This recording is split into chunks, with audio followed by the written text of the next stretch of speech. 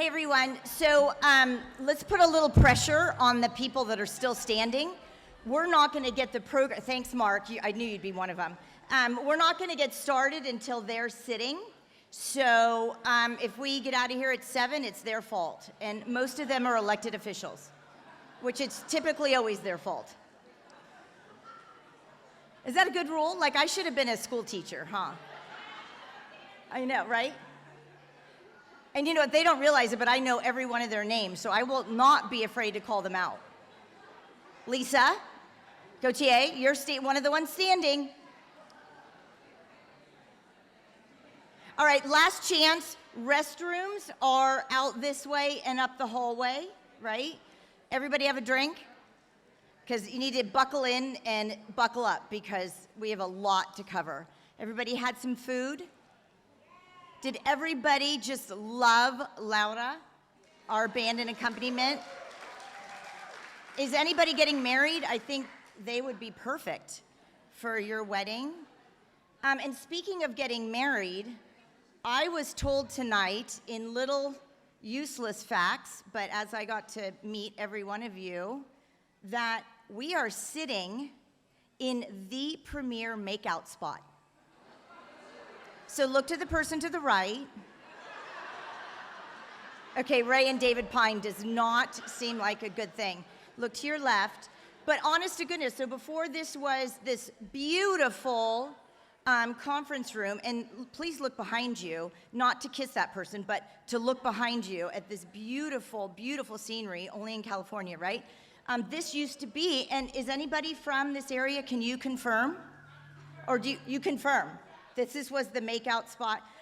This is a little too north for me, but I mean, I know I'm down south, but anyway, okay. So we've just got a few stragglers at the bar, but I'm gonna give them a little reprieve because I think they're getting something to drink. So if it's okay, Tanya, the voice from God, I think we're gonna get started. Does that sound good to everybody? Before we do, happy International Women's Day. Okay, right? All right. Yeah. Thank you, men, for clapping. Every day is your day. We get one. So I hope that you are showered with appreciation and respect and love today. And if you haven't been, I will make sure I do that all throughout the night because this is a glorious day and we're going to be honoring some folks that will just inspire you and let you know that one, with our youth, we're in good hands, and two, some of our older ones, we were in good hands. No, I'm kidding, Roseanne. I love, Roseanne's my dearest friend, so I can say that because I'm a year older than her. But my name is Danny Gasparini. For those that we have not met, you will know me by the end of this evening. Most of you are my family. That's how I got elected to the Redwood City Council, but I was honored to be an inductee in 2004, 20 years ago. I know.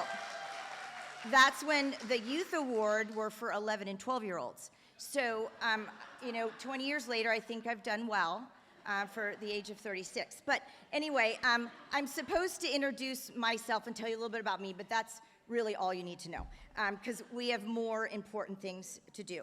I want to let you know that we are being recorded, so, which I'm a bit thankful for, because if we were live, those of you that do know me, most of the time I say the wrong thing. So this way they have an opportunity to edit me out, which I have a feeling I'll have 1 minute in the final version of the program. But it's amazing that we're here, right? Okay, so let me go to my first spot. If you don't mind, I'm sorry, I'm gonna have to look a little bit at my notes, but I thank you. The Commission on the Status of Women, Susan's gonna come up in a minute. She is your Commissioner President. This is the 35th celebration. Isn't that awesome? And I should say, are there any past honorees here? Please stand. If you're a past honoree, will you please stand? Look at this. Congratulations. And thank you for still being involved. Thank you for still being the women that you are, and I'm sure blazing trails as you did when you were honored. And I hope we get some time to chat with you as well.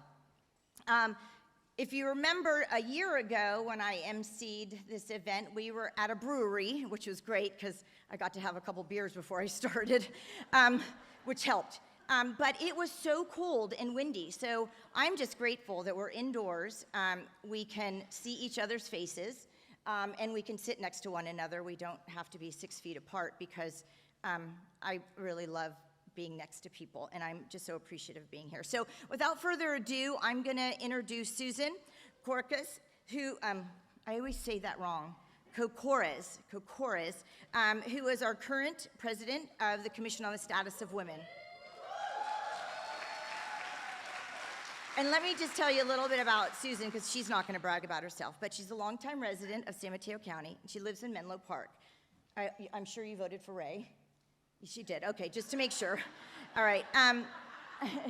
Even if you didn't, just say it. No. So she founded a nonprofit, Wanda. So you're probably not going to tell us right now about it, but you can tell us later about it.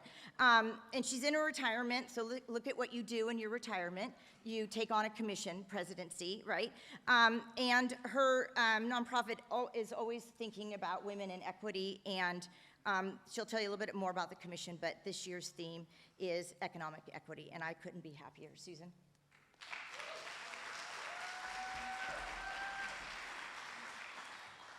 Well, as a starting point, and this is not on my notes, it's never a good thing to follow Danny. But I just want to say you bring such happiness and joy to everything you do, and we are so lucky to have you moderate this event, and you're going to be our moderator for life. I hope you know that. So once again, my name is Susan Kokores, and I'm very privileged to be the president of the Commission on Status of Women, and as Danny already told you, this is the 35th time we have honored women in our community, which is just unbelievable and amazing.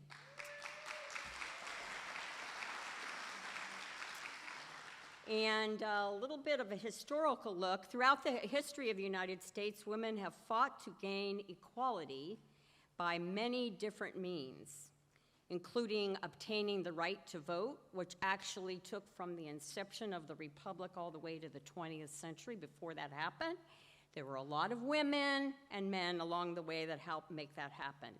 Women are stepping into jobs primarily held by men, and they are currently, and have been for a long time, demanding our right to equal pay.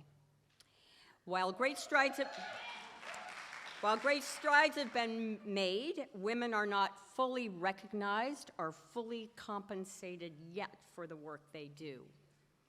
But here in San Mateo County, I'm proud to say what you already know, which is here we strive to do better. In our own history of the commission and this event, we've come a long way since 1984. By the way, this event was the first of its kind in California. Yes, like it when we're the first. And it is vital to continue to come together to recognize that women are key to a successful, equitable, and just community. In this time of uncertainty, our rights are at risk. We know this. We're already watching some of those rights go away.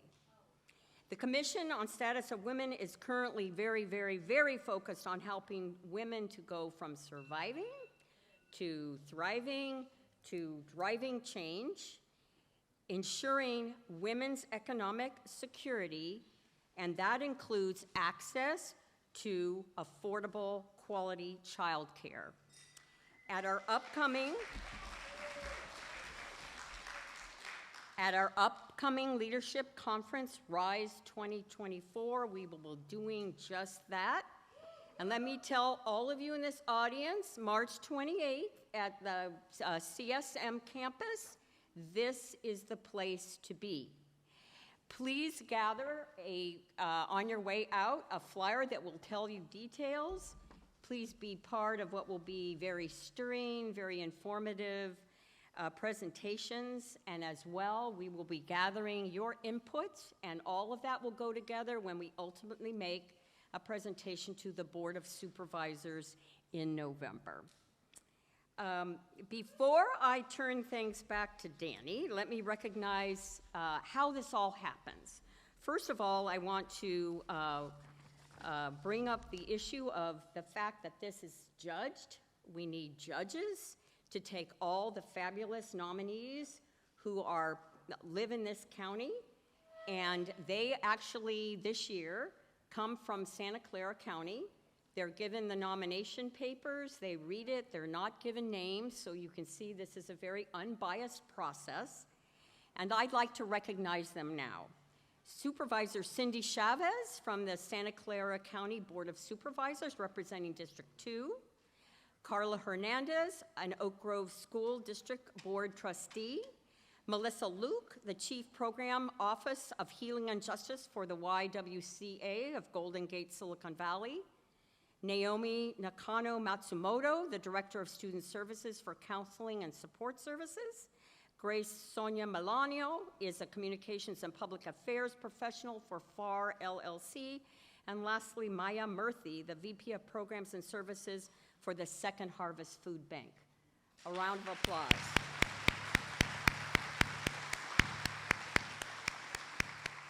I just wonder how anybody is a winner after all that process. But we want to thank the judges, and I'd also like to thank the Board of Supervisors present for being a continuous and dedicated supporter of this event.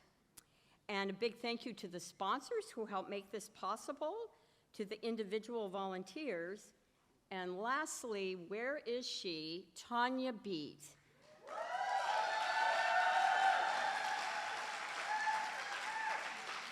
Let me just tell you, she makes all things possible. She makes the work that we do on the commission possible and effective, and she's the creator and manager of this event today. And before I bring Danny back up, I want to take a moment to have all the commissioners in the audience please stand up.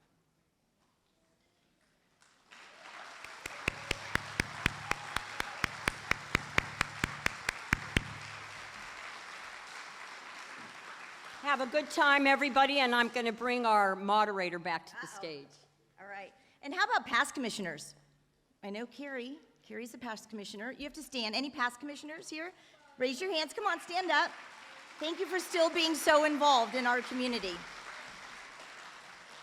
So before I tell you who has made commendations for our awardees, I do want to recognize some other individuals. Those of you that have come tonight to support as a family member or friend one of the recipients, please stand. Come on, right? And we know this because it takes a village. And how about moms and sisters and aunties and grandmas? Everyone stand up.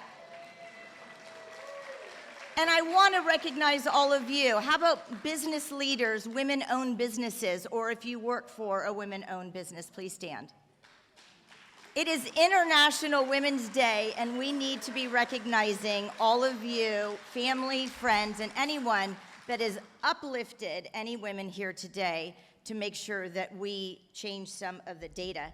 You know, Susan, I happen to have some data points that I'd like to share, if you don't mind, and I will just be quick. When you talk about economic equity, wages, right now, women are at about 80% nationally of what men make, 80%. On a pension, we're only at about 76%. Part of that is because we make less wages, so our pensions are smaller, and the same thing with Social Security. Just, it goes right in the same line. When we look at debt, do you know that in college, women own 2/3 of the financial debt, yet women go to college more and higher degrees than men? For savings, for every dollar a man puts away, women are putting 32 cents. So we need to talk about that financial wealth, right? That saving for the future, that financial security for the future. And we did a little math. If we stay at this pace, we'll have equity in 2088. No. right, to our youth. We're going to change that. What do you say, next year? So I just wanted to thank you to the Commission on the Status of Women for making financial equity one of your priorities. I happen to be a firm believer that that is the basis of what we as women need to be fighting for. Child care, equity, and pay. And those lenders out there, women-owned businesses, we need to get them open too. All right, that's enough of that. Thank you for allowing me with Tanya around, because she said don't go into all this data points, but I had to. All right, so we are going to be receiving, each recipient has over here and to the back and awards from Senator Alex Padilla's office, Congresswoman Anna Eshoo's office, Congressmember Kevin Mullins' office, and I think Samantha's here, she's in the back, State Senator Josh Becker, and I think Nicole is here, Assembly members Diane Pappen and Mark Berman. Mark was one of the late ones, thanks Mark. And of course, our Board of Supervisors also have commendations for everyone. Oh, and I'm supposed to introduce also the elected officials. They always make us do this, don't they? I'm just kidding. We totally want to. All right. So I think we have Samantha Weigel from Kevin Mullins' office. Thank you for being here. Nicole Fernandez is here from Senator Josh Becker's office. I'm not going to introduce the Board of Supervisors because they'll get their time in a minute, so hang on. Assemblymember Diane Pappen. I'm pretty sure I saw Diane. Did I not? Stand, Diane. There she is. Okay, there you go. Thank you. Assemblymember Mark Berman. Unless you went to the restroom, Mark's here. Thank you very much. We do have, and is anyone here from Anna Eshoo's office, staff member from Anna's office? Oh, yes, we do. I'm sorry I didn't catch your names. Thank you very much for being here. And then we have our Belmont Mayor, Julia Mates, is here. And you guys can applaud. I'm not one of those ones that says save your applause for the end. I say recognize these people. They put their life on the limb every day. Have you seen social media? And then we have, I know, right? They deserve all the recognition. We have East Palo Alto City Council member and former mayor, Lisa Gauthier, is here. Thank you, Lisa. And we have City Council member and former mayor from Daly City, Jesselyn Manalo. Yay. And then we have City Council member and former mayor of Millbrae, Gina Pappen. And we have City Council member Adam Lorraine from San Mateo. Oh, he's way over there. You got the lounge seats over there. We're going to watch for the noise over there, I'm telling you. And we have City Council member and former mayor from Pacifica, Mary Beyer. Oh, hello. And Mary told us it was the makeout spot. So, I don't know. How many children do you have? I don't know. Is one name the Farallon? I don't know. Okay, and then we have City Council member and former mayor, Alicia Aguirre. Alicia, I saw you there, and my neighbor. All right, did I miss anyone? Because if I did, it's Tanya's fault. Coleman, James Coleman is here. I missed James Coleman. Where are you? Stand up. James Coleman, thank you very much. Oh, why didn't you stand up? Eddie Flores, thank you, Eddie. Did you guys kind of want to come speak? I feel like I forgot your name, so I should allow you 10 minutes. No, I'm just kidding. Everyone would definitely. Did I miss anyone else? Because I do not want to. You're all in my book. Super important. No, yes? Okay. All right. So now we're going to move on. It's time for the honorees. Enough about me, right? All right. So the first, unless Tanya's telling me I've forgotten anything already. So we're going to first ask Supervisor Ray Mueller to come up. I'm going to spend a couple of seconds on Ray's bio, but not very long because we really don't want to hear from Ray. We want to hear from his recipient. But I do want to recognize Gina Quiney is in the room, one of his staff members, and we do know that the staff members for our supervisors do most of the work. But I want to say this. So I've had the privilege of reading Ray's bio, and I went on LinkedIn, and I went on social media and Facebook, and I went on the dark web because he's there. And I learned a few things, but one of the things that I want to recognize, Ray was elected at a time where natural disaster was at its best. Mother Nature just decided she was going to you know what with us. He was elected and torrential rains. We had trees coming down, power outages. Is anybody from PG&E here? Thank God. Because, I mean, were we not excited about another power outage, right? So he just gets into office and now trees are coming down, his streets are getting flooded, constituents are calling, and this was, on day one. So we appreciate that you are the master of disaster, as I like to say. Ray also, if you know anything about districts, has one of the toughest districts in the sense that in order for him to visit constituents, he's probably driving, 30 miles in a day to go coast side all the way south to Menlo Park. So he's got the narrowest, longest district, but if I looked at his odometer on his car, I can tell you he's put the miles in. So I really thank you, Ray, for spanning both the coast side and all the way down to Menlo Park.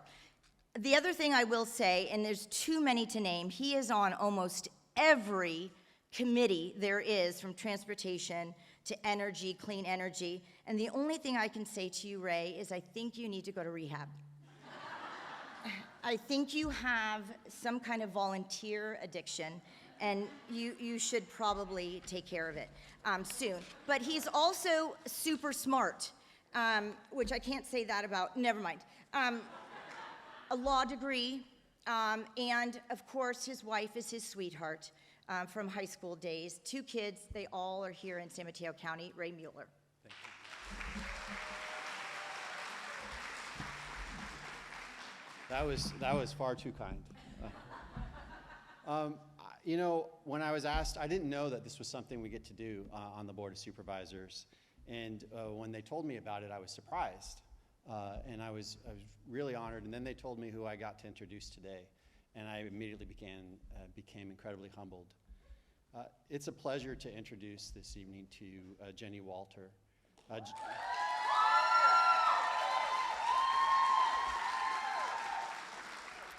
Jenny is a resident of Half Moon Bay along with her wife Deb and daughter Jessie. And when I first came to know her, obviously she's one of the founders of Coast Pride. And the work that she does there is so tremendous. She helped start it a few years ago now. And before that, she served as the first co-chair of the San Mateo County LGBTQIA+ Commission, the first commission of its kind in the state of California. It was during her terms on the commission that they helped establish the San Mateo County Pride Center. As a fellow lawyer, I'm impressed as a current work as a trial appellate judge for the Northern California Tribal Court Coalition and as a law partner at Hedger and Walter LLP, which is committing to help tribal courts and nonprofits. And that work is difficult work. It's very difficult work in order to bring equity to the community. Her commitment to the community is clear, but I want to take a second back and go to the work she does at Coast Pride. Because I think for those who live on the Bayside, they may not understand how important that work is on the coast. It wasn't just but a matter of weeks ago now that we had a commissioner down in the very south of the coast make really ignorant comments that were put out into the press. And if you were a young person living in the community and you saw that, the impact that could have had on you, were it not be that you had a place to go like Coast Pride, to feel safe, to feel welcomed, to go ahead and be with community. And it wasn't that long ago, actually, it was days ago, that Coast Pride was vandalized, it was targeted. The vision and the foresight that Jenny has shown and those who work with her to create this cornerstone for the community and for kids in the region, I can't express how grateful we are for it and the dividends it's going to pay in the years to come. This is a very well-deserved award. Congratulations.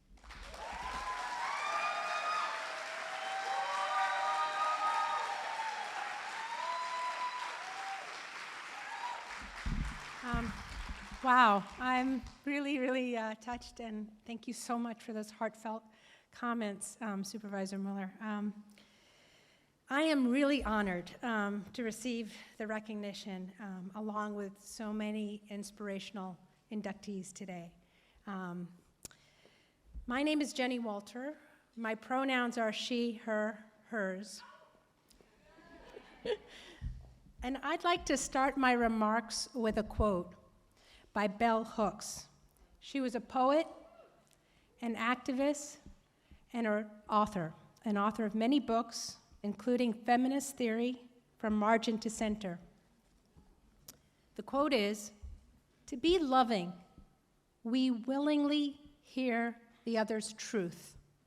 And most important, we affirm the value of truth-telling."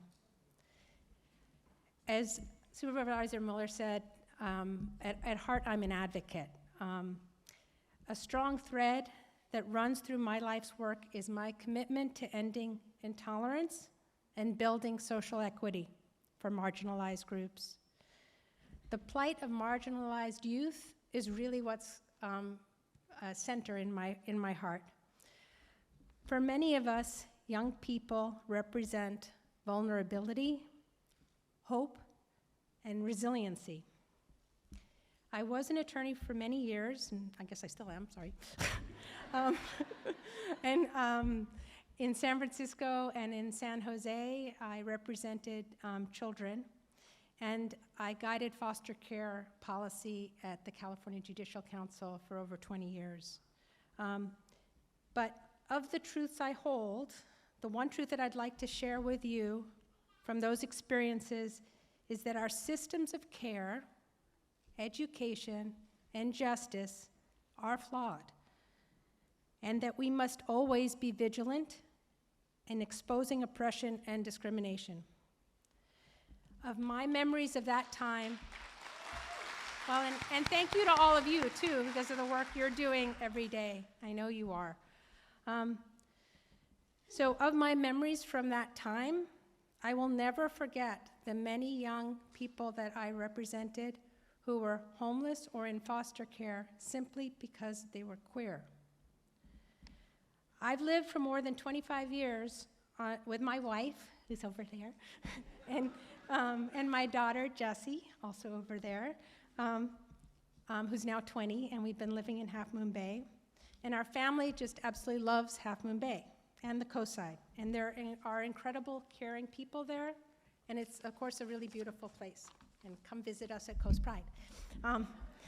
One difficult truth, though, that I can tell you about living on the Coast Side is that our young LGBTQ+ residents, especially those of color, do not always feel safe or affirmed.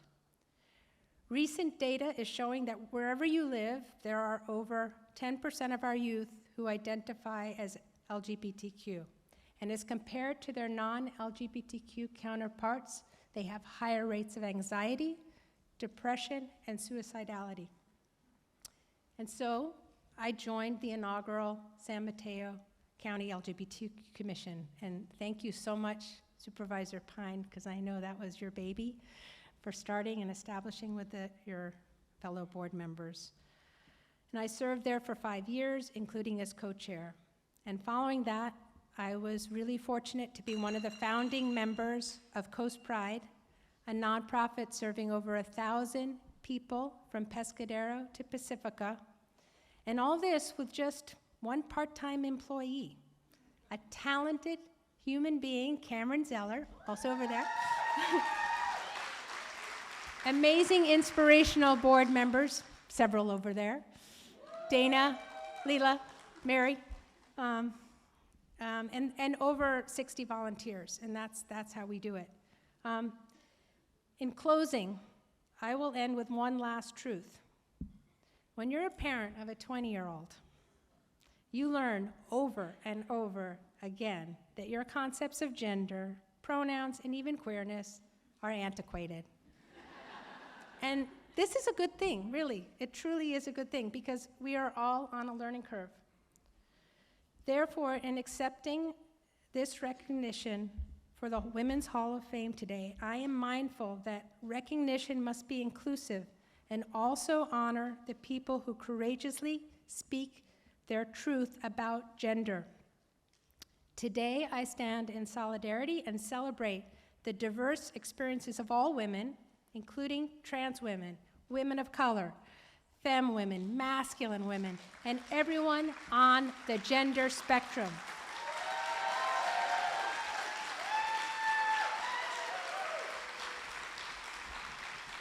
Too often, our gender-expansive citizens are not received in a loving manner, much less affirmed or celebrated. And so, to all women everywhere, I share this recognition and place my hope, resiliency, and advocacy.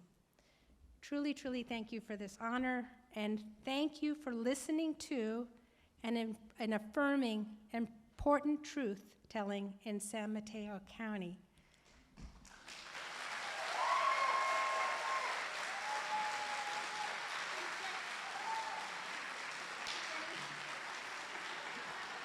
Sorry, you were supposed to get a picture. Jenny, you and Ray were supposed to get a picture.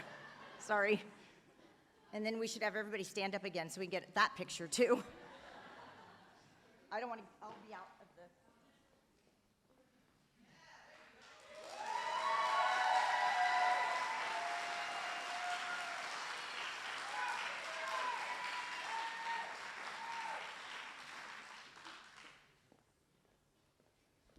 Jenny, I think you just became all of our truths. Thank you for that. I'm going to start crying. I'm a marshmallow, so I'm going to cry at each and every one of these, so I'm so sorry. I'll try and pull it together. Here's how I'll do it. I'll introduce David Canepa. Where is David? There he is. Come on up, David, so I can tell a little bit about you, whether they're the truth or not. On your way up. But is your staff member, Tony Bayuden, here too? Correct. Yeah. Oh, he is here. We want to recognize you. Thank you, Tony, for being here. As we say with all the supervisors, it is actually the staff members that do the work. So we want to make sure that we recognize you. But let me tell you a little bit about David Canepa if you haven't already known. He is our homeboy. This is his stomping grounds. He probably made out here some. Were you here when I said that story? I have no recollection. Okay, see, there we go. Thank you, Tony, for giving him his script. But he has grown up in this area, fourth generation, actually, and he and his wife, Anna, and young son, David Piero. I love that name. Thank you so much for Piero. I just love that. He was elected to the Board of Supervisors in 2016, currently serving as our vice president of the board. He does represent District 5. Is everybody familiar with all the districting now? We've had 3 or 4 elections now. He does represent District 5. However, David was a Daly City boy and was Daly City council and mayor between 2008 and 2016, mayor in 2014. So I get to embarrass you for just a little bit more. Okay, do you mind? Sure. Okay, thanks. And I didn't make any of it up. But I will. He also serves on the health plan of San Mateo, and thank you so much for the work that you've done for our hospital up north. San Mateo County Medical Center, the Commission on Aging, Community Corrections Partnership, and SamTrans. Like Ray, I think there's a theme here about how much work you put into your offices. We might need to get you a day off. But anyways, also focused in investing in the creation and affordable housing, ending homelessness, and there's an emphasis, improving public safety, enhancing public transportation with an emphasis on equity, ending discrimination in all forms, and enhancing the lives of older adults. His priorities include climate adaptation, fire mitigation, mental health, and election security and reform. Let me welcome Supervisor David Canepa. Do you have the script up there for me? I don't have yours, but This is Maya Thompson? yes, Good, great, thank you. yes, you have Maya. Great, thank you. Thank you very much. And, let me welcome you to the Farallon room and the great college of Skyline College. And let me just tell you, I'm delighted to be here. And thank you, President Slocum, and the rest of the board for joining us. Good evening, everyone. As a member of the Board of Supervisors, I'm happy to introduce a young resident of Daly City who's being recognized for her contributions to the community and her academic excellence. Maya Thompson is a senior at El Camino High School, is dedicated to the community, and has a heart of service and love. She has volunteered in a variety of ways. One is with Project Speak Together, an online tutoring program helping to improve students' English literacy. She also volunteers for Cancer Kids. First, as a part of their arts program, creating and decorating cards for child cancer patients. She has an obvious love of youth, as she also works as a gymnastics instructor for preschool students. She is completing her senior year in high school and plans to attend a 4-year university, hopefully in California, this fall to study public health.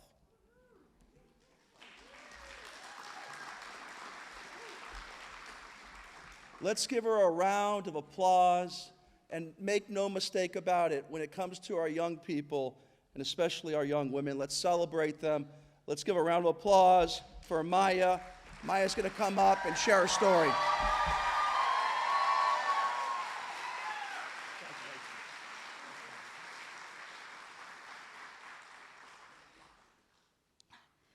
To start off, I would like to thank the Commission on the Status of Women for hosting this ceremony. I'm extremely grateful to be receiving this honor. I would also like to wish you all a happy International Women's Day. This holiday marks a day to recognize women for their achievements and triumphs, to acknowledge the challenges endured by women throughout history, and to both appreciate and empower the women in our lives. Hopefully, you guys are doing this every day, but if not, make the extra effort to do it today. I was named after the poet Maya Angelou, one of many influential women who deserves to be recognized, and I would like to share a quote of hers that encapsulates the way that I feel all the time, but today especially. She said, "I am grateful to be a woman. I must have done something great in another life." Being awarded alongside such accomplished and overall amazing women makes me proud to be a young woman myself. I would also not be the person that I am if it weren't for the wonderful women in my life who have supported me through everything. So today, I would like to celebrate them as well, and I would advise that you all do the same for the women in your lives. My biggest thank you goes out to the woman who I look up to most, the most prominent female figure in my life who I am privileged to call Mom. I do not know what I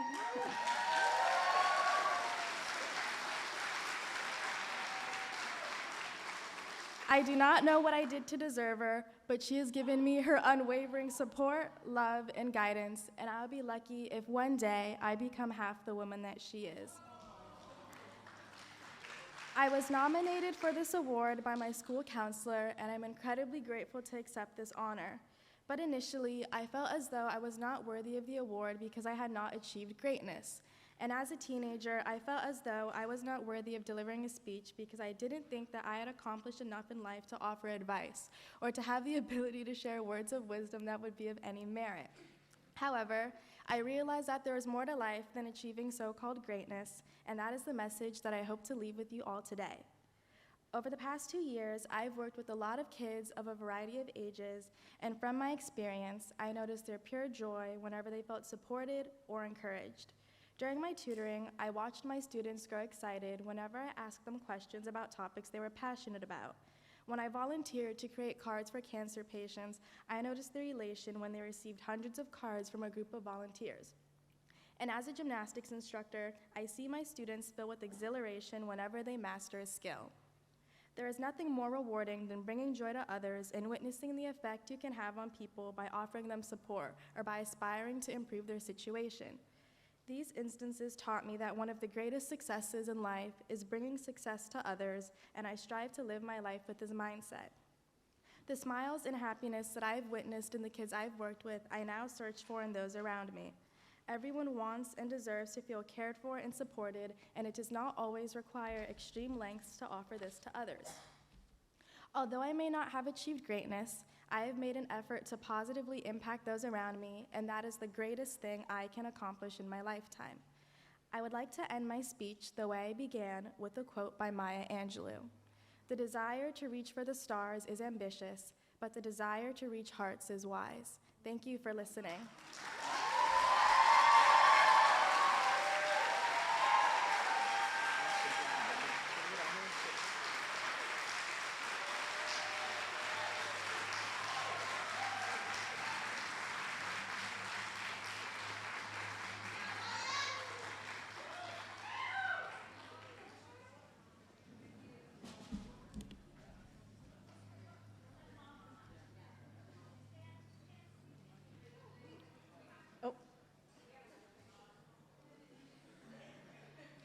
I'll just say this in the background while they're taking pictures. Maya, I too was a gymnast, and I hope I grow up to be just like you.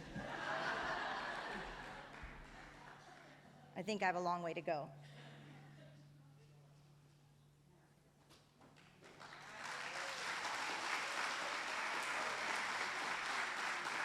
We're gonna meet Catalina in just a minute, but I think we just took that that equity equation, and instead of reaching it in 2088, I think we are gonna reach it quite soon with the two likes of Maya, and you're gonna meet Catalina soon.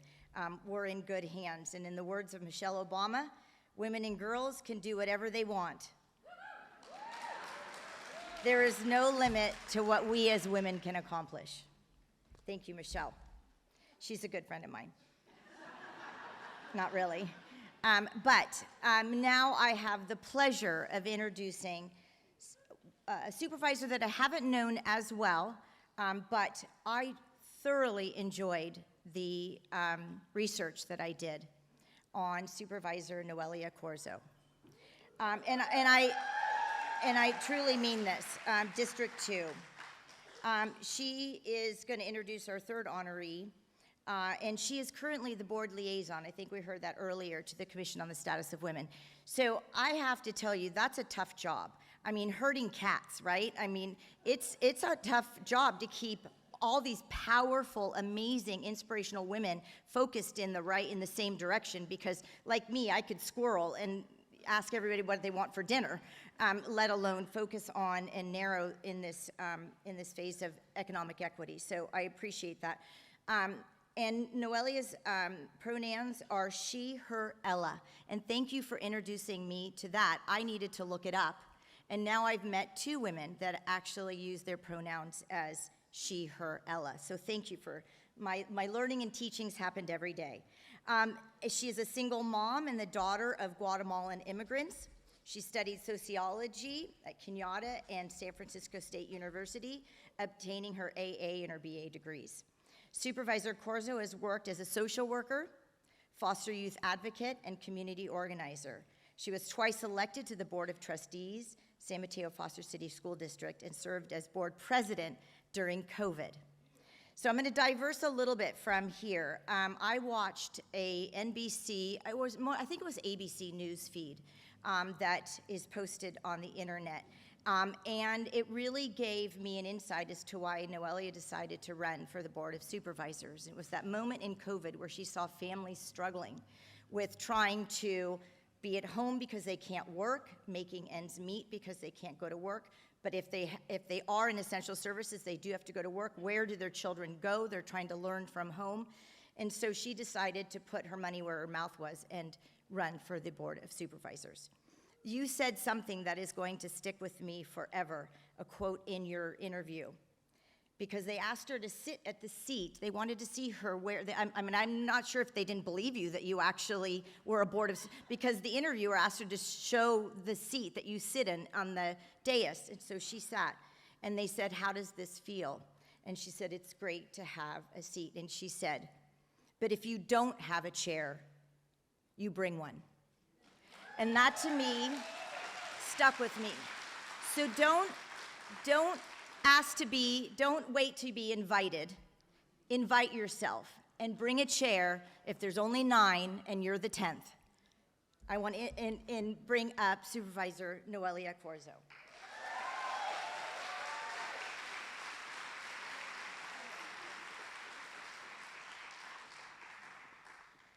Good evening, everyone. I'm so happy to be here and see all these beautiful faces. So many amazing women in this room. Let's take a second and just breathe that in. It's beautiful. So my pronouns are she, her, ella. It's Spanish.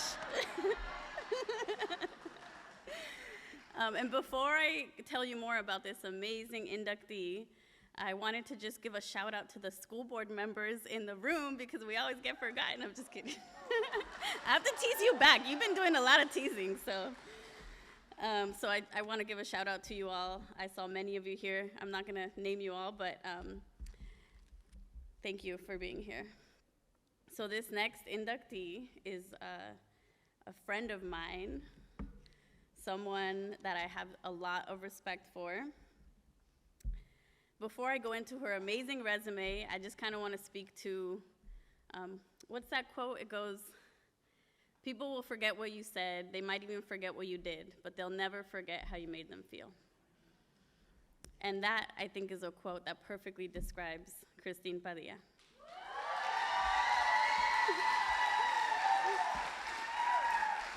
She lights up every room she walks into, and I don't think I've ever walked away from an interaction with her where I don't have a smile on my face. And I can't say that about everyone, so. She's a strong woman and leader of color, committed to equity and inclusion. She's an amazing mother. And let me say how proud I am, and I know she's really proud of this too. We're fellow, she is a fiesta mom, which if you're not from San Mateo, that means that your kid goes to Fiesta Gardens, the public Spanish immersion school in the city of San Mateo. And we're always very proud of that, so I had to make sure to note that. She's also a wife, a sister, a daughter, and she's committed to children in every facet of her life. Currently, she is the director of Build Up San Mateo County, a county-wide collective impact initiative that preserves, expands, and improves the supply of childcare facilities. And as we know, all parents need childcare. If we're gonna do our best, if we're gonna give everything that we can to our community, we need childcare. And we need affordable childcare, and Christine does that work every single day. So a round of applause for that.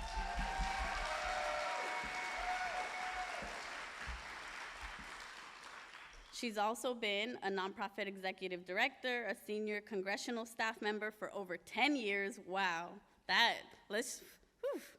did you survive that? And a corporate government relations director. She served 3 terms on the San Mateo County Commission on the Status of Women and is currently serving on the county's Child Care Partnership Council. She's also a co-chair of KQED's Community Advisory Panel and works to ensure diverse community voices are represented throughout the SF Bay Area. So I will wrap up and say that I am so deeply honored to be able to introduce Christine Padilla as an honoree being inducted into the San Mateo County Women's Hall of Fame. Congratulations, Christine.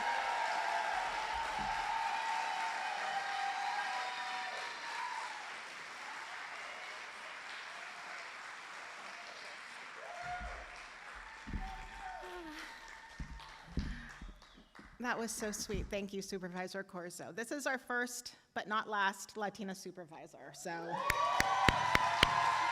go. Okay, good evening. It's an honor to be here with all of you to be inducted into the San Mateo County Women's Hall of Fame. It's very special for me to join this group of women who have helped shape our beautiful county, some who are only with us today in spirit. So thank you, Betty Carlson and Alice Boulos, for always lifting me up. I want to thank my family and friends and colleagues for their love, support, and encouragement. If you're fortunate, no one does anything alone, so I'm truly blessed to be surrounded by good people. Let me start by sharing a story. When my daughter was 4 years old, she asked me if she was the toughest woman in our family. I smiled and said yes because her question, or let's be honest, her statement, took me by surprise and was just so sweet. But it also made me laugh a little because we have so many strong women in our family and in our lives. I wondered, how did this tiny human decide she was the toughest? Looking back now, I know it's because she's been surrounded by exceptional women. That is why the question even occurred to her. My daughter, who is now 10, is bolder and braver than I could have ever imagined being at her age. And that is the hope, right? For the next generation to be bolder and braver. My vision for young girls whose futures have not yet been mapped out is to have the opportunity to make their own path and have the power and freedom to write their own story. I want to acknowledge my mother, who has taught me so much about resilience. giving me the freedom to grow from my own mistakes, but we won't talk about those. Honestly, I'm still learning so much about how to lead and how to live. I am given strength by so many, beginning with my ancestors. The privilege to rise from life's struggles is one that those who came before us fought for, and to them, I'm forever grateful. My career path has been paved by doing work I care deeply about and by doing work that impacts the lives of others. Through my leadership roles in the arts, community building, the nonprofit sector, a stint in corporate government relations, and many years in government working throughout our county, I am lucky to have found myself here as the director of Build Up San Mateo County. We are a multi-sector initiative with the goal of having high-quality, affordable, and accessible early learning and care available to every child. If you want to know what that means, drive around Redwood City, and if you see a bunch of huge holes in the ground, childcare will eventually be there. So, to quote Marian Wright Edelman, the founder of the Children's Defense Fund, "Children do not have the time for weak advocates. Childcare is a public good, but it is woefully underfunded. It is not an expense, but an investment, and should be a very intentional one. Children and families and those who care for them should be a priority." Yes, that's right. Let's see who's out there. In my role, I'm able to collaborate and partner with some of the most dedicated people here in our county. For the past 6 years, the work has been challenging, but filled with many moments of joy and success, and I'm confident that we'll all keep working together for just, equitable, and fair systems. The nation's childcare crisis costs $122 billion in lost earnings, productivity, and revenue every year. This economic toll impacts working families, employers, and all of us, not to mention the overwhelming evidence that shows what early childhood education does for the development of children and our future society. According to the Buffett Early Childhood Institute, $1 spent on high-quality early care yields an average return of $4 over time, and in circumstances where children are extremely vulnerable, it can be as high as 13. So as you can see, the cost is staggering, and the cost of doing nothing is not zero.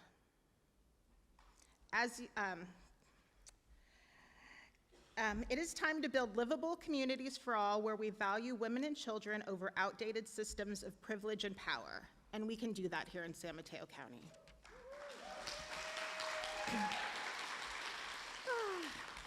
So while this is an incredible honor I will long cherish, it is worth saying that we are doing the work and fighting the battles that should have been settled long ago. For equal pay, affordable housing, universal childcare, and even freedom over our own bodies. We move through this world with grief and gratitude and navigate those experiences in equal measure. And while it's important to rest, we cannot be still. We must keep moving forward and always lead with love, integrity, and courage. If I could wish anything for my daughter and all those tough 4-year-olds, it's that her inheritance is freedom from fighting our same battles, that her courage could be found in a universe of opportunity, and the choice to be exactly who she wants to be. Thank you to our Board of Supervisors and the Commission on the Status of Women for this meaningful recognition. Contributing to a county where I was born and raised and am now raising a family is an extraordinary privilege. And just as I want families to be able to afford to live here, families deserve to thrive here. This is about generations to come. We are building a future not just for our children and our grandchildren, but for those who come after us, and that is our legacy. Being inducted into the Women's Hall of Fame will serve as a reminder to never stop trying. And in the words of author and activist Grace Lee Boggs, you make your path by walking. Thank you for this honor.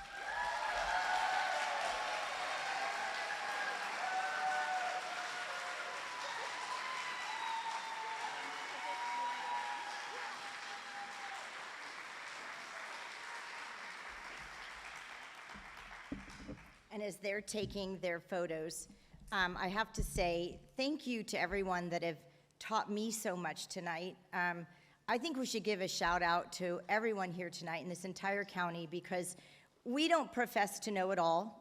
We don't profess to know everything, but every time I come here or I go to an event or I participate in something, I'm always learning. So I appreciate all of you for teaching me. And Noelia, thank you so much. Aya, she, her, Aya. And Jenny, thank you so much for teaching me tonight about your truth and our truth. I keep learning so much, and I just appreciate everyone so much because we are a county of open-mindedness, and that's how we're going to move forward, right? Because we will listen, and we will learn, and we are open, and I'm just so proud of that, and I'm gonna cry again. So now, Supervisor Mueller, if you would please save me and come back up to introduce our next youth recipient, Catalina Gonzalez Johnson. And I've already introduced you, so I think I'm just gonna sit down. That's perfect. Okay. Thank you. So it's my pleasure to go ahead and introduce Catalina Gonzalez Johnson. Catalina lives in Pescadero with her parents and sister, and she's a senior at Half Moon Bay High School. Now, for those of you who don't know seniors, what it's like to be a senior in high school these days, it's not like when we were seniors. I myself have a senior in high school right now, and the demands on our high school youth from the time they enter high school to sophomore to senior year is absolutely incredible, the amount of work that they have to navigate with this tremendous amount of stress of whether or not they're going to get into a university system that's been underinvested in and completely over-impacted. The amount of stress that they bear every day just to get through that is immense. And then when you look at what someone has done like Catalina, the amount of investment that they've decided to make in their community. She has a passion for policy and is involved in her high school's leadership team. In high school, that's where I would have cut off. All right, that's where I would have cut off. But then what she did was she signed up to serve on the Cabrillo Unified School District Board for not 1 year, but 2. And now I want to say, and I, my colleague mentioned it, for you school board members here, it is rough being a school board member. As a supervisor and a former city council member, I always looked at the school board and said, well, at least I don't have to deal with that. When you're dealing with parents who are angry at their school board, and to have Catalina do that for 2 years is just an incredible commitment. During her summer, she participated in Girls State, and then on top of that went and worked in City Hall educational seminars. She wants to learn more on policy and immigration rights, and I have a feeling in her future, we're looking at a future elected official. She plans on going to a university this fall and studying in political science and Spanish literature. Everyone, could we please welcome Catalina to the podium?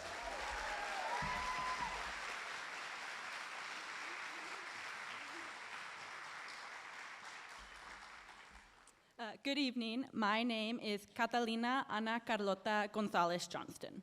I know, a long one, but a name that was chosen with great pride by my Guatemalan father and my white Californian mother, choosing to honor their cross-cultural union of their mothers and their culture.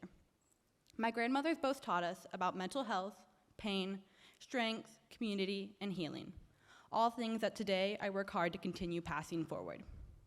I was raised on the rural coastside in a tiny house with lots of pets, my parents, and my little sister. Before we moved to Pescadero, my younger sister and I were very fortunate to enroll in Half Moon Bay's Cabrillo Unified School District Spanish Immersion Program. Speaking Spanish at home and learning to read, write, do math, do science, and other topics in Spanish has helped me broaden my perspective of the world around me, and it also allowed me to see that there are cultural differences everywhere and that mainstream culture is not inclusive for everyone. Language, music, dress, celebration, community, and much more can be such a significant aspect of who we all are. As a result, as I took on leadership roles in my schools and my school district, I started to reflect on how accessible our school communities and opportunities are. Then, as our communities began to be impacted by crises, I realized that the adults who seek to support us students are at a loss for how students are feeling, how we are impacted by all the uncertainty, and how to meet our needs so that we can heal. For this reason, since I have all you adults and policymakers before me, I would like to share a bit about my experience over the last 5 years and why I'm a strong advocate for accessible mental health and community resources for the generation of students coming up through the school systems at this time. When the pandemic hit us children and teens were told we were no longer safe. We are brought deeper into digital systems, spending more time than ever on the internet to learn and relate, and ended up exposing ourselves to unrealistic standards of beauty, lifestyle, and talent. Then, around 2 years ago, everything got even worse. My family was hit by such devastation and pain, a story that is not mine to tell. We are privileged to have the insurance from my mom's job, something that not everyone has access to. We are privileged to have access to supportive resources, and we are blessed with friends and outside family members to lean on for support. In my case, I found myself being very isolated at times. I was expected to be more independent than I ever had before. I was lucky. I had the support of my best friends, my boyfriend, my parents of my friends, and I readily accepted the support of my school-based therapist. On top of our own crises, we were evacuated during the CZU fires. We were confronted with heavy rains, public racism, hate-based violence, and right by my own school, there was a mass shooting. I saw that the school board members turned to me to ask what my peers were feeling, talking about, and needed for their mental health.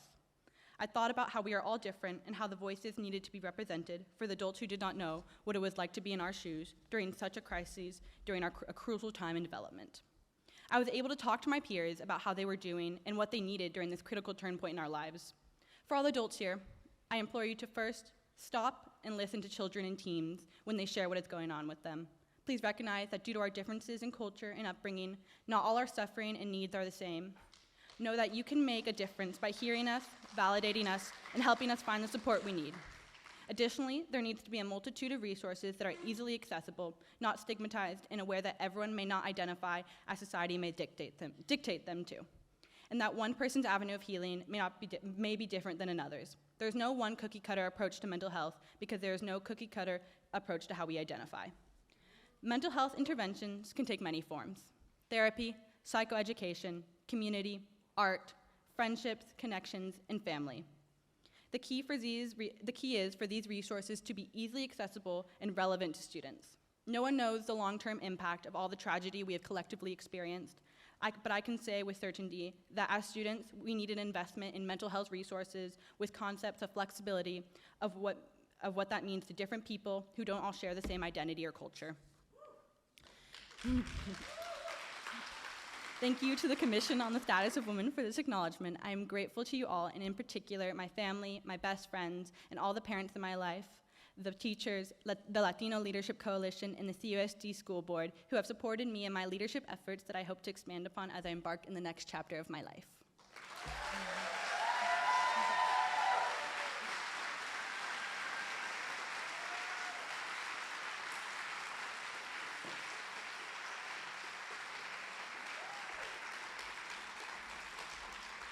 While they're taking their photo, I just think we heard Noelia from our second Latina Board of Supervisor. Did everyone catch that in 2024, Noelia is only our first Latina supervisor? I had to look that up because I thought for sure they reported that wrong. And unfortunately, I was not wrong. So thank you for being here again. All right, now I have the distinct honor of introducing Dave Pine. Dave and I actually go way back before he was even in the political realm, when he worked from this really weird company called At Home, and I think they had something to do with the BlackBerry. Is anybody young enough to even know? Like, nobody knows. Like, we just aged ourselves, right? I mean, and he had the stylist and the BlackBerry, and like, what's a BlackBerry? But anyway, as soon as Dave was elected, we are now going to be throwing him as a retirement party. So thank you, Dave, for your service. This is your retirement party. The budget is tight, I know that. But I will say that if I were to put, and you can't put any supervisor in any one little category, but if we did, Dave would be my little tree hugger. He is the most amazing environmentalist. From the beginning, he talked about climate change. And I was like, yeah, Redwood City is climate best by government test. What, did you not know that? And he's like, no, Danny, climate change. And I'm like, well, yeah, I mean, we have winter and we have summer, and so he gave up. But all of you do know what climate change is, and you all know what sea level rise is. And we all need to worry about that and think about it, because we do have coastal communities, and we have our inland communities of Redwood Shores and Oyster Point and and Foster City. So, David, thank you so much for having the gumption to really think ahead and to know what we need to be doing about climate. He also, as was pointed out by Jenny, the person who brought us and helped launch the county's LGBTQIA+ commission and the center out in Half Moon Bay. So we thank you for that. And one thing that we haven't talked about tonight, but which is so important to our communities, is firearm safety. He is one of the leaders in ensuring that we do have safe communities and that we need to be regulating those that are carrying. So thank you for that in bringing legislation to our county for new gun violence prevention. There's one thing you probably don't know, but I heard it on firsthand. Supervisor Warren Slocum spilled the beans. David actually has a goal past being a Board of Supervisor. He would like to be the next senior pickleball champion. And honest to goodness, you can see my Amazon account. I bought him 2 paddles. And I meant to bring them tonight because I wanted to present it to him at his retirement party. But I forgot them. So it'll be at some future supervisors meeting that I will present to him. But David, I appreciate your time and everything you've done. And I think you're going to make a great pickleball champion.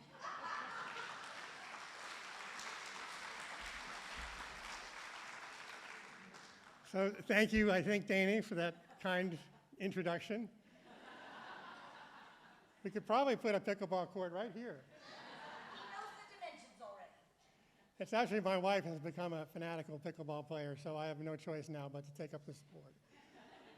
So it's really a privilege to join you on this beautiful evening and to celebrate the accomplishments of our honorees. And I have the pleasure of introducing Dr. Maria Laurent Foresti, who's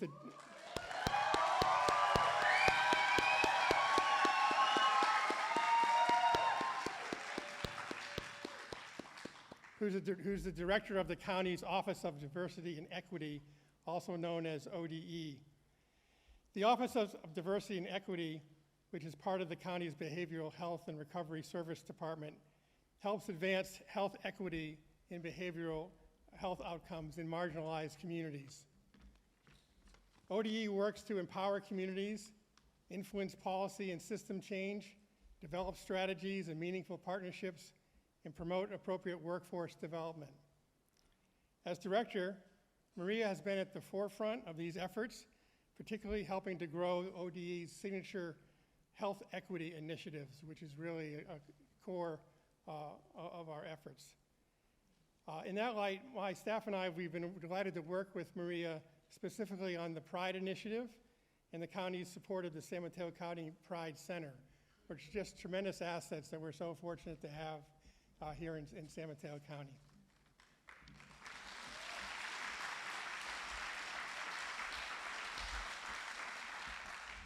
So driven by a passion for equity and cultural humility, Maria is devoted to her work, her team, and her family. She practices mission-driven leadership and values wellness, equity, teamwork, and connection with the community. This shows as Maria is loved by her staff and is well known in many community circles. So everyone, please welcome Maria to the stage.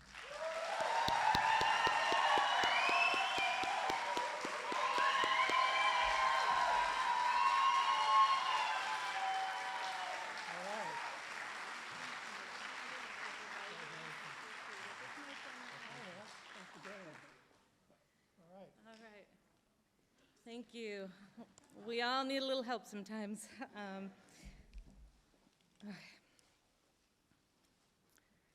I'm hoping I can keep it together here. I am truly honored and humbled by this recognition.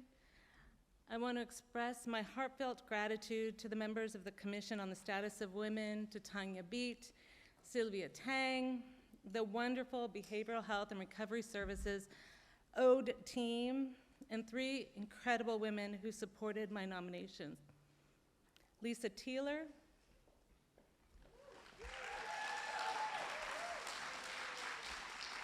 Nani Wilson, and Shireen Malakasali, who I can't, aging and vision doesn't mix well. These women are not only a source of inspiration, but have also played pivotal roles in shaping both my professional and personal growth. I'd also like to take a moment to honor our ancestors who have paved the way, and I believe continue to guide us. I'd like to share with you pieces of my story. I was born in Buenos Aires, Argentina, the land of tango, soccer, mate, and so much more, and came to the United States at a young age. This was the second generation to leave their country due to the impacts of war and violence. During this journey, my parents and my brother showed me resiliency, how to navigate challenges, and the importance of community. Thank you, Mom, Dad, Gustavo, for being such an important part of my life. When I reflect on the life experiences that have shaped me today, there are many, and I will only share a couple. The first was when I was in the first grade. I was so excited to be in school and create friendships. The first person in my class that I met was a young girl who ran up to me and enthusiastically stated, "I know what you're gonna be when you grow up." Before I could reply, she said, "You're gonna clean houses." There was nothing wrong with cleaning homes. It is hard work, and it is honorable.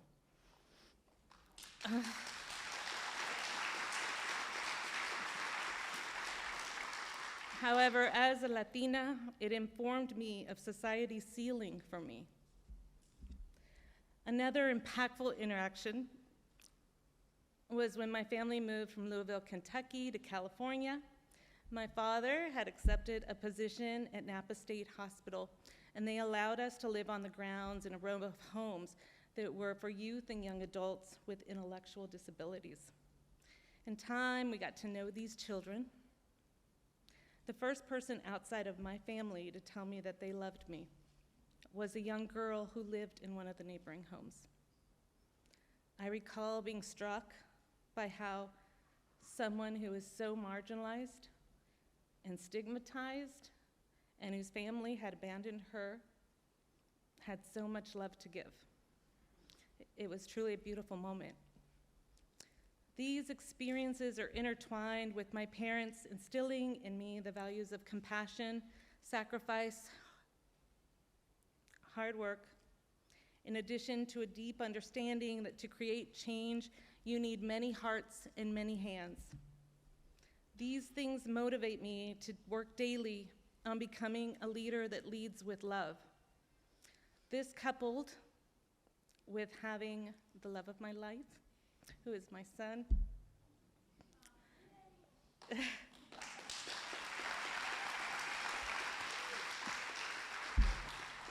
inspires me daily to try to give graciously, embrace diverse perspectives, and understand that we are all leaders. My work at the county has afforded me the privilege of being part of two exceptional teams. The Central County Adult Team, that's in the house, and the Ode Team, who is also here.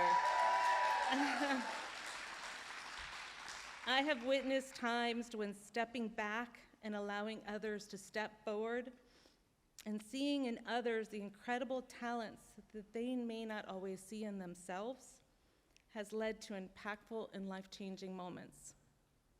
I believe this is our job as leaders, to lift others and to join them in creating things that may originally have been unimaginable. I will end by thanking my family, many who've come far distances, my dear friends who have lifted me during challenging times and helped me celebrate life's successes, the BHRS workforce, where daily I see individuals who dedicate their lives and make sacrifices to help others. To our director, Dr. Africa, who was the first person to open the doors of Ode for me, and who has guided me in the work of diversity, equity, inclusion, and belonging. And my supervisor's here too, Scott Grendel, and thanks for being so supportive, always.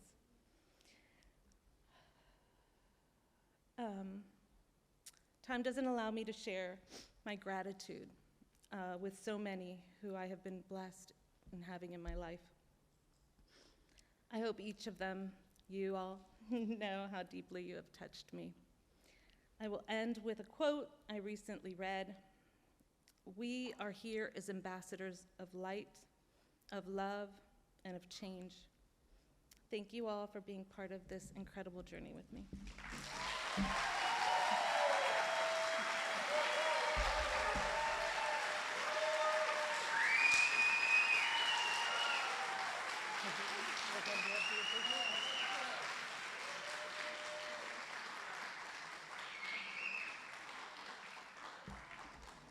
While Maria's taking her photo, I wish we could contact her first grade friend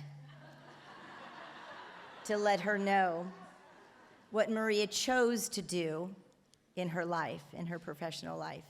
And I hope this is an action item for all of us, that the first young person we see tonight, whether it's Catalina or Maya or our daughters or granddaughters when we get home, we must remind them that the presidency is not out of their reach, nor is engineering or space or underground or teaching or nursing or any profession that they choose. Let's always remind our youth that that is a world that they have open to them, and we're gonna be mentors and inspirations to all of them.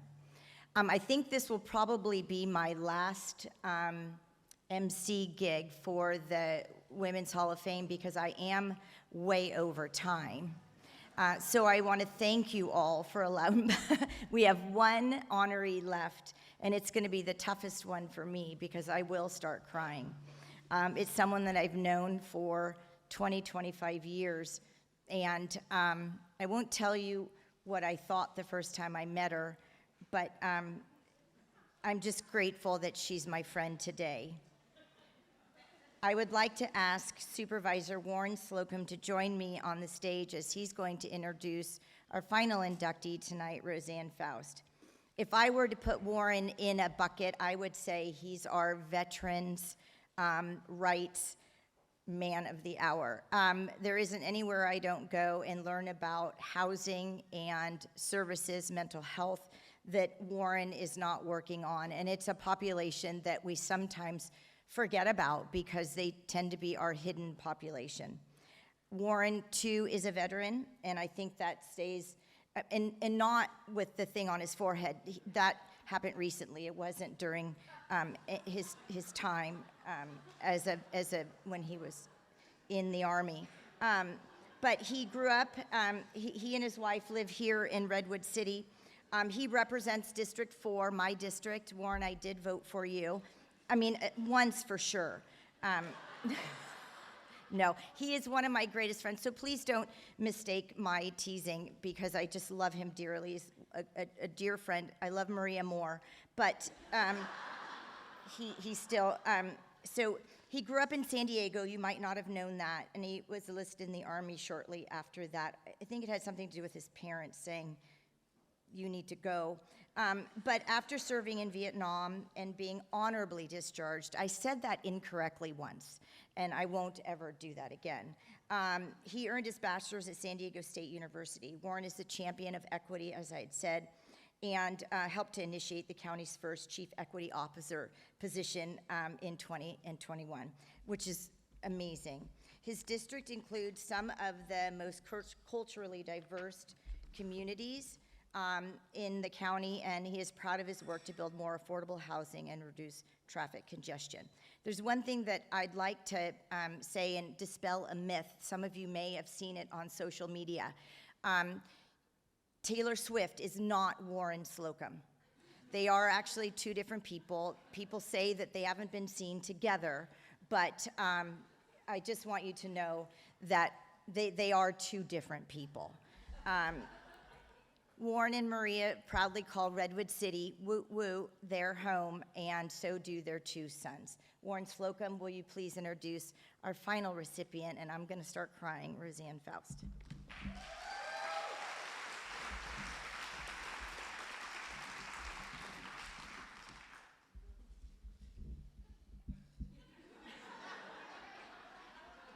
I want to tell you all about the first time I met Danny Gasparini. Now, it was a long, long time ago. You may not remember. I don't. Not there. In any case, I'm not going to share that story. But it's really weird, Danny, because Dave Pine told me he was a pickleball champion. And now I'm learning that he wants to be after he retires. Yeah, Dave, stop spreading rumors. The guy sitting next to me over here earlier said, "What's it really like working with those 4 other supervisors?" And they all seem so congenial and smiling and happy. They seem to get along. Well, let me share a couple of stories. No, Ray, I won't do that to you. As been said a few times, it's appropriate that on this International Women's Day that we recognize all the honorees that we've come to know this afternoon, this evening. And what a great sunset. Oh my goodness. You gotta take a look at that. Isn't that beautiful? Now, I know, just like you all know, that speed dating. Yeah. Speed dating is, a thing of the past, right? We don't talk about speed dating anymore, but for the one person in this room here tonight that doesn't know Roseanne Faust, here's a speed dating bio. It's serious, I'm telling you. She's the president and CEO of SamCETA. She served 12 years on the Redwood City Council, and she served as mayor and vice mayor. She serves on many boards and commissions. In fact, I served with her for, I've forgotten, a couple of years on the board of directors of Peninsula Television. She was named by the San Francisco Business Times as one of the most influential women in business in the Bay Area. And she is a past recipient of the Chamber San Mateo County Person of the Year, which you just received some time ago, right? But in short, that's a little bit about Roseanne. But some of the words that describe Roseanne are positive. She's always positive. She's certainly collaborative. She's a can-do person, like let's roll up our sleeves and get in and get it done. She's a problem solver. She's creative. She's a leader.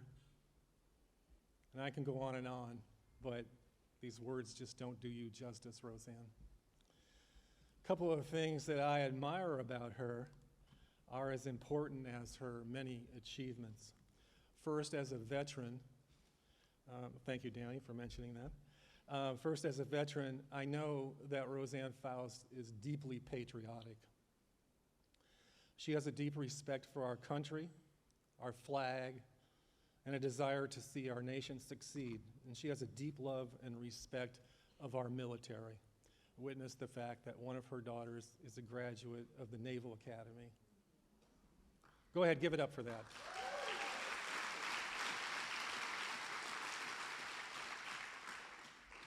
Next, and probably most important, she's the mother of 2 brilliant daughters. And I have to share with you, guys probably already know this, but soon she's going to be a grandmother.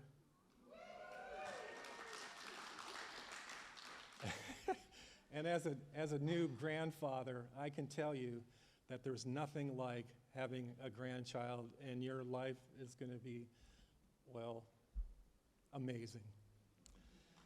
Okay, go ahead, give it up. Now, I don't want to say that being a grandmother is her greatest achievement, because she's done so very much. but it's really like nothing else in life, Roseanne. You'll come to see that. And being a grandparent is perhaps her greatest achievement, other than, of course, marrying Jim Harnett. You don't want to give it up for that? Okay. Okay, yeah, she will. You might know Jim as the former CEO of Samtrans, and during his tenure, he did an amazing job. So thank you, Jim, for your service.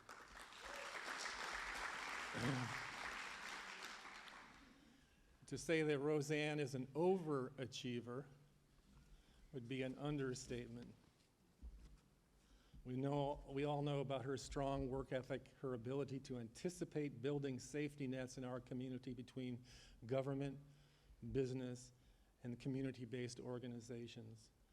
And Roseanne never takes on the easy challenges. She's always in there for the most difficult of challenges. And she's at her best during those times. Just as one example, I was president of the board when COVID hit last, 4 years ago now, and Roseanne came to the county and really helped guide the leadership of the county in dealing with the countywide COVID crisis. So Roseanne, for that, and for not just being a talker, but a doer, we all deeply appreciate your contributions. Thank you.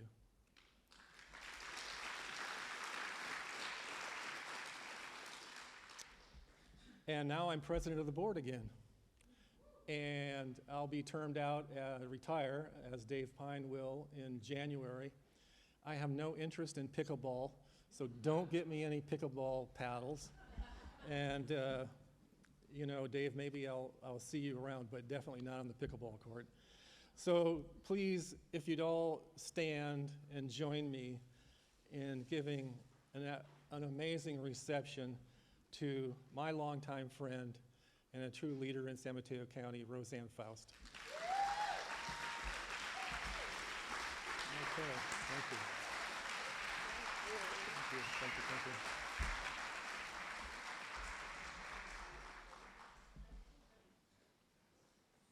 What about that outfit?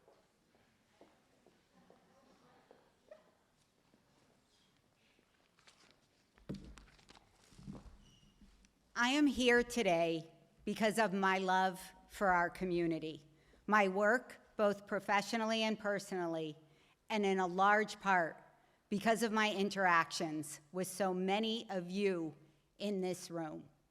You brought me here on your shoulders and on your wings.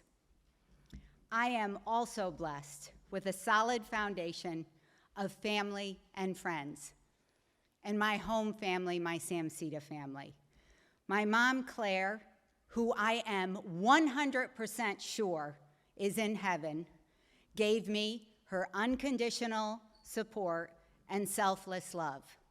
My daughters, Julia and Lydia, who always knew that they were, are, and always will be my first priority, and I will always have their back. I'm also here because of the inspiring women and dear friends who are in my circle, including the two who nominated me, Danny Gasparini and Stacy Wagner. And I will never forget the men who lift me up, especially my husband, Jim, because he makes me laugh every day, and I carry his love and support with me always. In preparing for today, I was wandering around our house, looking for, and frankly, praying for inspiration. What could I share with all of you that would connect me with your lives and your journeys? As I was looking at the life-size cutouts of Elvis, Dolly, and Cher, the pink pacifiers, the pink ruffled baskets, I thought about last weekend, where I was blessed to be surrounded by family and friends to celebrate two life events, a milestone birthday and the impending birth of our first grandchild. The weekend was awesome, but to be honest, it was also exhausting, humbling, inspiring, joyful, melancholy, and really scary. With all these emotions rolling over me, I found myself in our kitchen, where we keep the wine and chocolate, along with 2 inspirational signs that begin my message to all of you. The first one says, there is always, always, always something to be thankful for. And the second one says, just one life. Every day, multiple times a day, I see those signs, and they wrap beautifully into the advice my mom gave me so long ago. Be grateful, Roseanne. Don't waste time on anger. Let stuff go.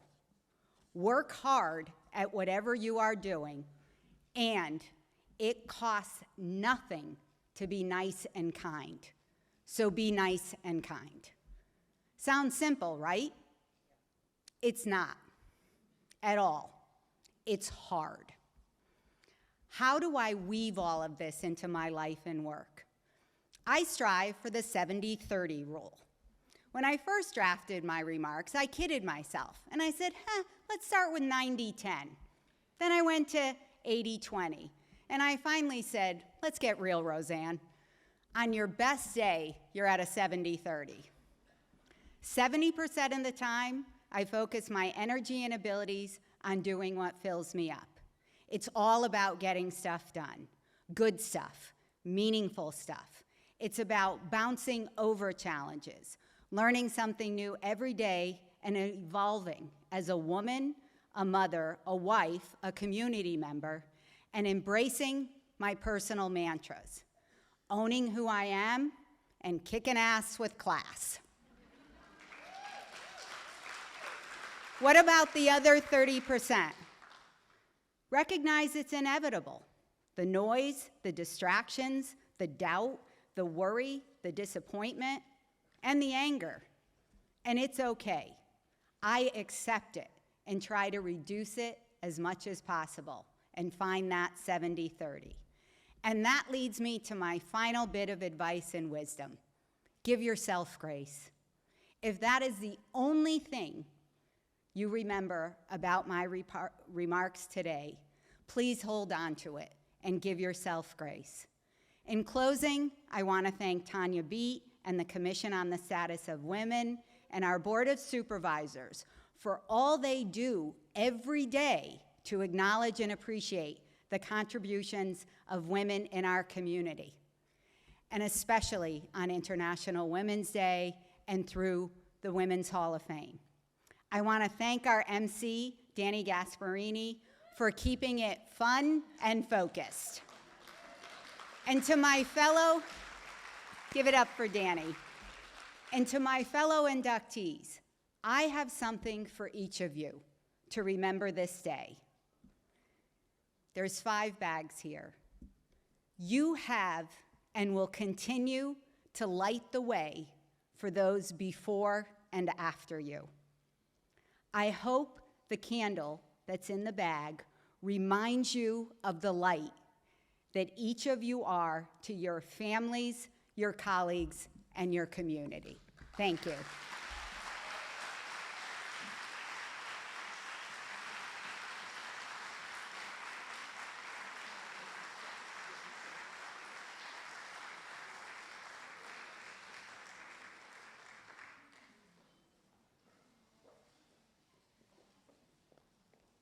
They get to take their picture.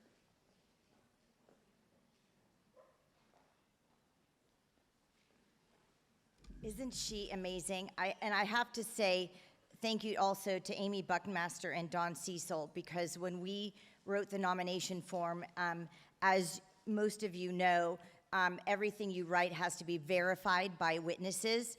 I tend to exaggerate a little bit, but Amy and Dawn verified everything that we said, so we thank you for your part of the nomination as well. I mean, in the case of Roseanne, you could never, where is she going now? Oh, she's getting, Warren forgot the award. Okay. You're supposed to give her the award. It was in your script, Warren. But anyway, if you want to look up kindness and compassion and passion in the dictionary. And for those younger folks, there was this book, and it was called Webster's Dictionary. Her picture is in page 326. And there was a thing called pages. They were paper, and they had ink on them, and they had lots of words. You didn't just swipe left. But let me read you this, because I think these are words that will sum up tonight, if you would indulge me in allowing me to read this. Tonight we have witnessed the extraordinary work, and I'm going to cry, I'm sorry, that 6 individuals have accomplished with inspiring dedication and unwavering commitment toward their individual goals, and in many times through the toughest of challenges. Their testimonials serve as a purpose in encouraging this collaborative body. We are all now a family. Did you know that? You're all coming to Christmas at Warren's house.